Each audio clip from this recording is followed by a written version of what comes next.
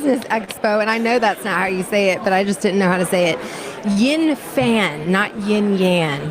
That Yin dates Fan. me. The Yin Fan. You remember the Yin Yangs, though? Yin Absolutely. Yang? Was that it? Yes. I apologize. I am here with Jesse Englert. Englert. And I am Amanda Pierce. Excuse me for slaughtering that.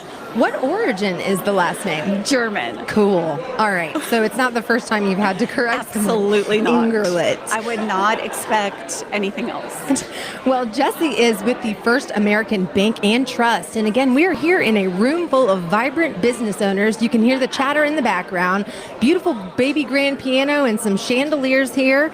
And we are talking about the great work that businesses are doing in our community. And I'd love for you to share with our listeners exactly what First American Bank and Trust does. Thank you so much, first off, for having me up here. I truly appreciate the opportunity to talk with you. So yes, we are a local community bank, true community banking. We are headquartered in Athens, Georgia. We are 98 years old, so we are coming up on our 100-year anniversary. We are a family-owned bank from the McClanahan family in Athens, and we currently have 7 branches. So we have been very active in the Athens, Watkinsville, Lawrenceville, Clayton portion of Georgia, and we have been given the opportunity to open up a location here in Johns Creek, and that was actually a very exciting opportunity how this came about. So our CFO, her name is Chelsea Coakley. She lives here in Johns Creek. Chelsea and I were at a conference together, and she was letting me know that she had been talking to Rhodes McClanahan, one of the owners of the bank, just letting him know she thought this was such an untapped market and area, especially with her living local in Johns Creek here. Right. I was going to say, because that answers the question about how far away the market that you mentioned was versus where we are. Correct. Yes. So Chelsea, being the CFO, she local, lives here in Johns Creek. I'm local as well, live right up the road in Forsyth County. So for us to meet in the middle, it just works out perfectly. How long have you been in banking? Because you said the bank has been almost 100 years old. So how long have you been in the banking world? I have been in banking for about 25 years.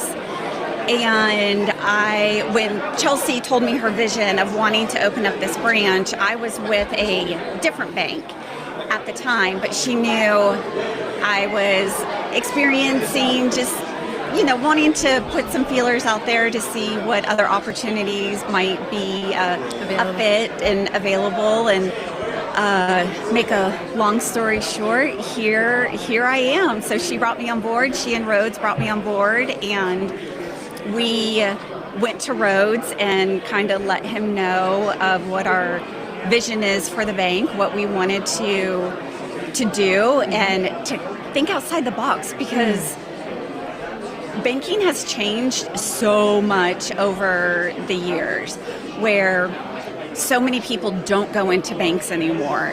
They do all of their banking through their phone. Yes. Everything is digital, online. So, convenience is key. Convenience is key. So I was out to lunch with a new employee yesterday and asked him, okay, when was the last time you've been in a bank? And he's like, last year? Literally, absolutely. It was last year. And so to that point, so many, whether you're with a mega bank or a community bank, banking, the face of banking is changing. So how do we look at that? How do we make that different? And how do we really tap into the community and the community bank feel to set us apart from what else is out there? What would you say does set you guys apart? Because I think of community banking and about 3 come to mind. I myself personally bank with Wells Fargo, and my business account is with Regions, but I didn't Renaissance. They acquired my bank. Mm-hmm. So there's a lot of movement that the consumer can't necessarily control. What would you say, sets your bank apart from the other community banks that you can throw a stone and hit around us? So the first thing that comes to mind, I want to say, is customer service. We truly want to sit down with you where, again, okay, you don't have time to come into the branch? Let me take you to lunch. Do you want coffee? What works best for your schedule? Let me come to you. Let me take you out and tell me about your business. Tell me about your personal accounts. What's working? What's not working? Where can we either piecemeal and fit in what works for you? If you wanted to bring over the entire relationship, of course, we would love that. But if that's not what's going to work for you right now, that's okay too. We truly want to help and guide you with what is going to work best for you and your business and where you're at right now. So I'm not here to sell you just to sell you something. So we really want to focus and zone in on that individualized, personalized experience of what you're going through. How can I help you? And then if something comes up for you, you have my phone number, so shoot me a text message or say, hey, can you meet for lunch tomorrow? This is what's going on. This is what I need help with. Of course, yes, let's plan something. What can I do? What can I bring? I want to bring it to you where you don't have to worry about going into the bank. It sounds like you're taking business and making it personal again, which is something I greatly appreciate. Thank you. Yes. In a world of evolving AI and it being so incredibly hard to get a human being on the phone, I love your emphasis on the customer service experience. That is first and foremost what will decide for me whom I give my business to on every layer of customer service.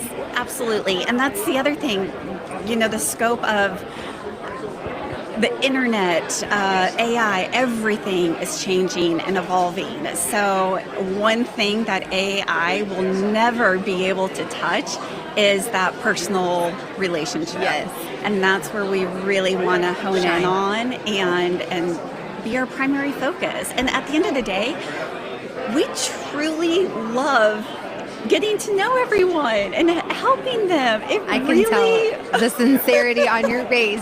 I hope everybody in here gets a chance to talk to you about their possible needs because it's, like I said, it's a rarity and it's so refreshing to find somebody that's enthusiastic about what they do, but that's also here serving the community with actual presence. You didn't just send a promo girl with your tchotchkes. Right. You're actually here, and that means a lot. Thank you.